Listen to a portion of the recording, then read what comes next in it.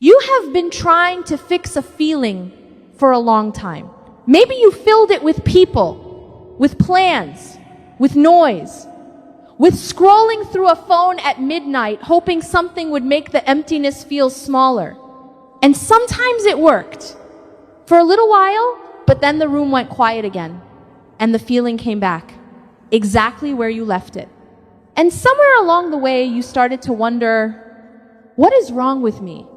Why does this keep coming back?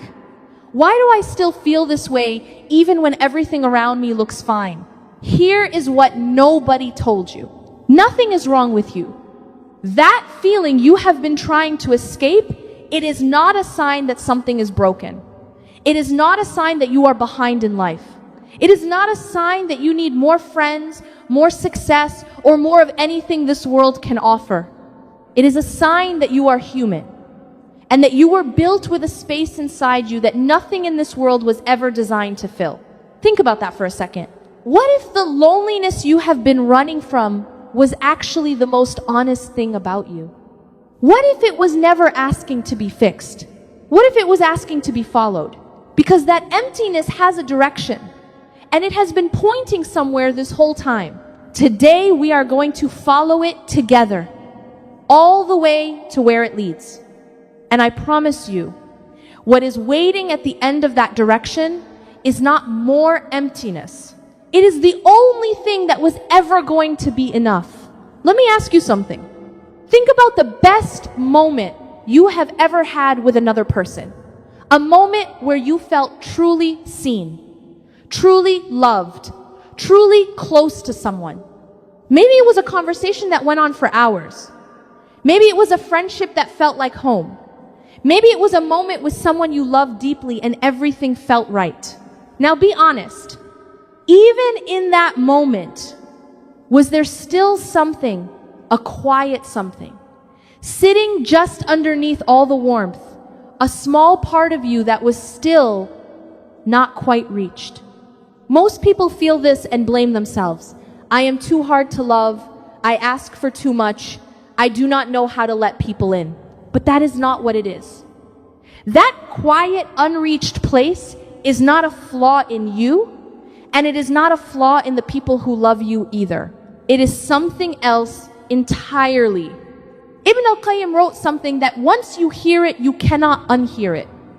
He said that the heart was created with a need that only Allah can meet. Not partially, not mostly, only. Every human being you have ever loved is limited. They get tired, they misunderstand you, they have their own pain that takes up space, they cannot be present with you every moment. They cannot know every part of you. They will not always say the right thing at the right time. Not because they do not care, but because they are human, just like you. And a human heart, no matter how loving, cannot fill what only Allah was designed to fill. Think about it this way. You would not blame a glass of water for not satisfying your hunger. Water is real, water is good, water is necessary. But it was not made for that. Hunger needs food, and no amount of water changes that. The emptiness you feel is not hunger for more people or better people or closer people. It is hunger for Allah. And this is not a poetic idea. This is a design. Allah subhanahu wa ta'ala built that space inside you intentionally. Not as a punishment, not as a test of how well you can cope with pain, but as a compass, a built-in direction finder that keeps pointing back to Him no matter how many other things you try to fill it with. And here is what makes this so important to understand. Every time you felt that emptiness come back, every time the room went quiet and that feeling returned despite everything you did to keep it away, that was not failure. That was the compass working exactly as it was designed to. It was pointing home. The problem was never the emptiness. The problem was that we were taught to see it as something wrong, something to solve, something to escape from as quickly as possible. But what if you stopped running from it for just a moment? What if you sat with it and asked it honestly, where are you trying to take me? Because it has an answer. it has always had an answer. And that answer is the beginning of everything we are going to talk about today. Here is something worth being honest about. Most of us are very good at not sitting with ourselves. The moment the quiet comes, we fill it immediately, almost automatically, before we have even made a conscious decision to do it. The phone comes out, the music goes on, the TV stays running in the background even when nobody is really watching. We call someone not because we have something to say, but because silence feels like something we need to escape from. And we are living in a time where escaping silence has never been easier. There is always something to scroll through, always something to watch, always a notification pulling your attention somewhere new before the last one has even settled. We have built an entire world designed to make sure you never have to sit alone with yourself for more than a few seconds. And yet, the emptiness keeps coming back. You can outrun it for a day, sometimes for a week, but it always finds you again, in the gap between one distraction and the next. In that moment right before you fall asleep, when the phone is finally down and the room is finally quiet, there it is. And here is the question worth sitting with. Why does it keep coming back no matter what you do? Because the noise was never actually addressing it. The noise was just covering it. And there is a very big difference between solving a problem and covering it. Think about a wound. If you cover a wound without cleaning it, it does not heal. It stays underneath. And the longer it stays covered without being addressed, the worse it gets. The silence is not the wound. The silence is actually the thing trying to get your attention so the wound can finally be addressed. Every time you feel that quiet discomfort creeping in, that is not something going wrong. That is something trying to go right. Ibn al-Qayyim talked about how the soul has a hunger. And just like physical hunger, you can distract yourself from it for a while. You can drink water when you are hungry and feel slightly better temporarily. You can keep yourself busy enough that you stop noticing the hunger for a few hours. But the hunger does not go away, because distraction is not nourishment. And the soul that is constantly distracted but never nourished becomes a very tired soul. You may have felt this without having the words for it.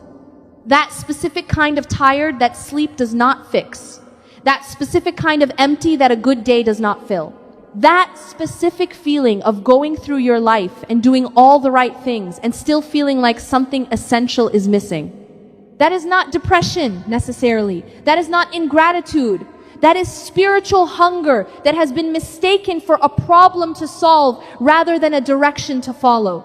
And here is what makes this generation particularly vulnerable to it.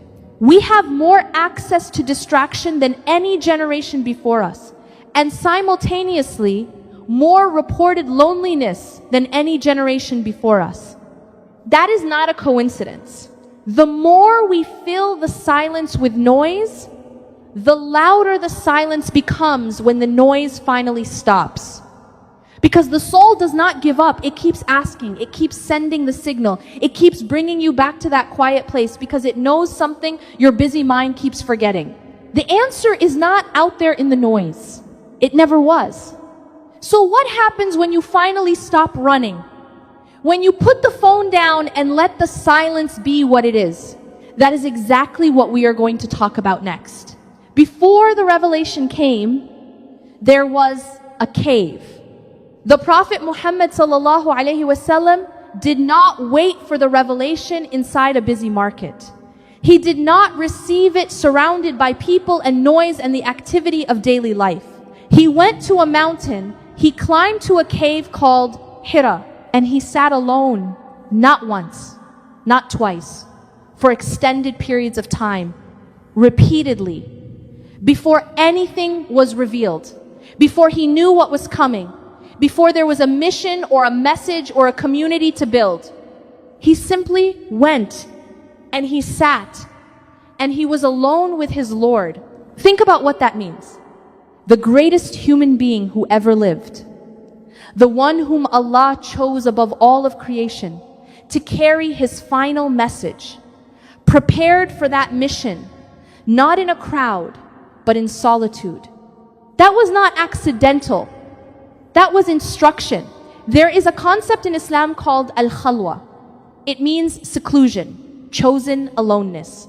The deliberate act of withdrawing from the noise of the world to be privately with Allah. And the scholars of Islam did not treat al-khalwa as something reserved for prophets or for people with a special spiritual rank.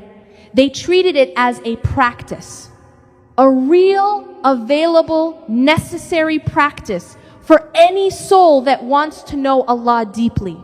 Because here is what they understood. You cannot hear a whisper in a crowd, and Allah speaks to the heart in ways that require quiet to receive. Not because Allah cannot reach you in the noise. He can reach you anywhere. But because you cannot hear Him when every other voice is competing for your attention. The capacity to receive what Allah wants to give your heart, that capacity requires stillness. And solitude is how you build it. Now here is what most people misunderstand about being alone. We have been taught to see aloneness as something that happens to you. Something that means you are not wanted, not chosen, not loved. A sign of failure in your relationships or your personality or your life. But al-khalwa reframes all of that completely. Chosen solitude is not aloneness that happens to you. It is aloneness that you walk toward on purpose because you understand what is available in that space that is not available anywhere else. Think about the cave again. The Prophet ﷺ climbed that mountain willingly. Nobody sent him there. Nobody told him to go. Something in his heart called him upward and inward, away from the noise, toward the quiet, toward Allah. And it was in that chosen quiet that everything began, not just for him. This pattern runs through the entire history of those closest to Allah. Musa alayhi salam received revelation in the silence of the desert. Maryam alayhi salam withdrew from her family into seclusion before the greatest miracle of her life was given to her. Again and again throughout the Quran, the moments of divine closeness come in the moments of chosen withdrawal from the world. This is not coincidence. This is a pattern worth paying attention to. So what does this mean for you practically? It means that the quiet moments you have been dreading, the evenings alone, the mornings before anyone else wakes up, the long stretches of time without company, those are not punishments. Those are invitations. Every moment of solitude in your life is a small cave waiting for you to climb into it. Not to sit with your loneliness, but to sit with Allah. The difference between those two things is everything. Sitting with your loneliness means turning inward toward your own pain, your own thoughts, your own fears. The mind circles, the worry grows, the emptiness expands. But sitting with Allah in your solitude is something completely different. It is turning the quiet outward, upward, toward Him, and discovering that the silence you were afraid of is not empty at all. It was full of Him the entire time. You just needed to stop filling it with other things long enough to notice. So you are alone. The noise is off. The phone is down. The room is quiet. Now what? This is where most people get stuck. Because we have been taught that talking to Allah looks a certain way. Specific words, specific times, specific postures. And all of those things are real and beautiful and important. But there is another kind of conversation that does not get talked about enough. The unscripted one, the one that does not start with the right Arabic phrase or the correct opening. The one that starts with, Ya Allah, I am tired. Or Ya Allah, I do not even know what to say right now. Or simply, Ya Allah, I am here. That conversation. That one is available to you right now, in whatever state you are in, with whatever words you have. or even without words at all. The Prophet ﷺ told us that Allah is with His servant as long as His servant is with Him. Not as long as His servant is perfect. Not as long as His servant has the right words. As long as His servant is with Him. Presence. That is what Allah asks for. And presence does not require eloquence. It requires honesty. Think about the du'as in the Quran. Really think about them. Ayyub alayhi salam, after years of devastating illness and loss, turned to Allah and said simply, harm has touched me, and you are the most merciful of the merciful. That was it. No long speech, no elaborate request, just a completely honest statement of where he was and who Allah is. And Allah responded. Yunus alayhi salam, in the darkness of the whale, in one of the most desperate moments any human being has ever faced, said, there is no God except you. Glory be to you. Indeed, I have been of the wrongdoers. Not a perfectly structured supplication, a raw, honest acknowledgement. I was wrong, you are God, I am here. And Allah responded. Do you see the pattern? The conversations that moved Allah's mercy were not the most polished ones. They were the most honest ones. And this is what I want you to understand about your own solitude. You do not need to arrive at your quiet moments with anything prepared. You do not need to have it together. You do not need to feel spiritual or focused or worthy before you begin. You just need to begin. Open your mouth or open your heart and just talk to Him. Like you are talking to the only one in the universe who already knows everything you are about to say and loves you anyway. Because that is exactly what He is. Tell Him about the loneliness. Tell Him it has been hard. Tell Him about the specific person you miss, or the specific situation that is weighing on you, or the specific fear that visits you at night when everything is quiet. He already knows. But there is something that happens in the telling. Something that shifts when you stop carrying it silently and start handing it over out loud. The bag gets lighter the moment you stop pretending it is not heavy. And here is something beautiful that Ibn al-Qayyim wrote about dua in solitude. He said that the person who pours themselves out before Allah in private, in the quiet moments that nobody else sees, that person is building something that cannot be built any other way. A direct, living, breathing relationship with Allah. Not inherited, not performed, not dependent on being in the right building at the right time surrounded by the right people. Personal, private, real. And that relationship, once it is real, becomes the thing you carry with you everywhere. Into the noise, into the crowd, into the difficult days and the confusing seasons, and the moments when everything around you feels uncertain. You carry the quiet with you. Because the quiet is not a place anymore. It is a connection.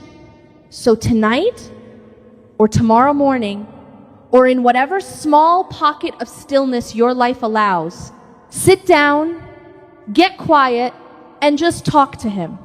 Not perfectly, not formally, not with the right words or the right feeling. Just honestly. That is enough to begin something that does not end. There is a specific kind of loneliness that is harder than just being alone. It is the loneliness of feeling like nobody truly sees you. You are around people, you function, you show up, you do what is required, but somewhere underneath all of that is a quiet ache. A feeling that if people really knew what was going on inside you, they would not know what to do with it. Or they would not care enough to stay, and so you carry it alone.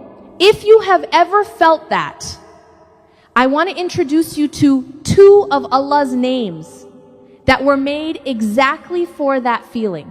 The first is Al-Wali. Al-Wali means the protecting friend, the guardian, the one who is not just aware of you, but actively close to you, actively involved in your affairs, not watching from a distance, present, near, engaged with the details of your life in a way that no human being has the capacity to be. Think about what a true wali means in human terms. A wali is someone who stands beside you, who takes your affairs seriously, who does not leave when things get complicated, who sees your vulnerability and moves toward you rather than away. Now imagine that quality, unlimited, without fatigue, without distraction, without the human limits that cause even the most loving people in your life to sometimes fall short. That is Al-Wali. Allah is not a distant observer of your life. He is your wali, actively close, actively protective, actively present in every moment you have ever felt most alone. The second name is Al-Anis. And this one is rare. It is not discussed as often as it should be. Al-Anis comes from the root uns. And uns in Arabic does not just mean companionship. It means the specific feeling of warmth and ease and comfort that comes from being with someone whose presence makes you feel safe, at home, at rest. You know that feeling when you are with someone and you do not have to perform or explain or manage how you come across, when you can just be, and their presence alone makes everything feel more bearable. That quality of companionship, that specific feeling, that is uns, and Al-Anis is the one who provides that feeling in its purest and most complete form. Not sometimes. Not when he is in the mood. Not dependent on whether you showed up perfectly or said the right things or had a good week. Always. In your worst moments. In the 3 a.m. moments. In the moments when you feel most unlovable and most unseen and most certain that nobody would choose to sit with you if they really knew you. Al-Anis is already sitting with you. And here is what these two names together mean for your loneliness. You have never actually been alone. Not once. Not for a single moment of your entire life. Every room you sat in by yourself. Every night that felt too quiet. Every moment you reached for your phone because the silence was too heavy to sit with. In every single one of those moments, Al-Wali was present. Al-Anis was there. The one who sees everything you are carrying and is not overwhelmed by it. The one whose presence brings us that deep, settled ease, and who has been offering it to you in every quiet moment you have ever tried to escape. You were not sitting alone in those moments. You were sitting with Allah, you just did not know it yet. And this is why learning Allah's names is not an academic exercise. It is not information to memorize for its own sake. It is one of the most practical and life-changing things a person can do. Because when you know that Al-Anis is real, the silence changes. It stops being empty. It stops being something to fill or escape or endure. It becomes a place where someone is already waiting. Someone who has always been there. Someone who has never once found you too much. Someone who will never leave. And when that truth moves from something you know in your mind to something you feel in your chest, the loneliness does not just get smaller. It transforms into something else entirely. Something shifts when you start building a real connection with Allah. Not overnight, not in one sitting, but gradually, quietly, over time, something in the way you move through the world begins to change. And the change is not what most people expect. It is not that you stop needing people. It is not that relationships matter less or that you become someone who prefers to be alone. Human connection is a gift from Allah. It is real and important and something He placed inside us as a genuine need. The change is something more specific than that. You stop being desperate. And there is a very big difference between needing people and being desperate for people. When your connection with Allah is weak, every relationship carries a weight it was never meant to carry. You need this friendship to make you feel worthy. You need this person to make you feel seen. You need this relationship to fill the space that has been empty for so long. And relationships cannot survive that weight. They buckle under it, they disappoint you, they pull away. Not always because something is wrong with the relationship. Sometimes because what you are asking from another human being is something only Allah can provide. And when they cannot give it, the emptiness returns louder than before. Because now it comes with the added weight of feeling let down. But when your connection with Allah is real, something changes in what you bring to your relationships. You arrive with less hunger and more generosity. You arrive able to give rather than only reaching out to take. You arrive whole enough that another person's limitations do not devastate you. Their bad day does not become your crisis. Their inability to always say the right thing does not shake your sense of being loved. Because your sense of being loved is no longer resting entirely on them. Think about what it feels like to eat a full meal before going to a dinner party. You can enjoy the food, you can appreciate it, but you are not desperate for it. You are not sitting at that table thinking, if this food does not come quickly, I am not going to survive. That desperation changes everything about how you experience the meal. And the same is true for relationships. When the deep hunger of the soul is being met by Allah, you can enjoy people. You can love them. You can be genuinely present with them. But you are not sitting across from them thinking, I need you to complete me. I need you to be enough. I need you to fill this space, or I do not know what I will do. That shift from desperately needing to freely giving, that is one of the most beautiful things that a strong vertical connection produces. There is a line that has been attributed to one of the early scholars of Islam. He said, I feel such delight in my relationship with Allah that I would feel sorry for the kings and their children if they knew what I had. Read that again slowly. Not, I tolerate my life because I have Allah. Not, I manage my loneliness because of my faith. Delight. Such delight that he felt sorry for people who did not have access to it. That is not spiritual performance. That is what happens to a heart that has found its real source.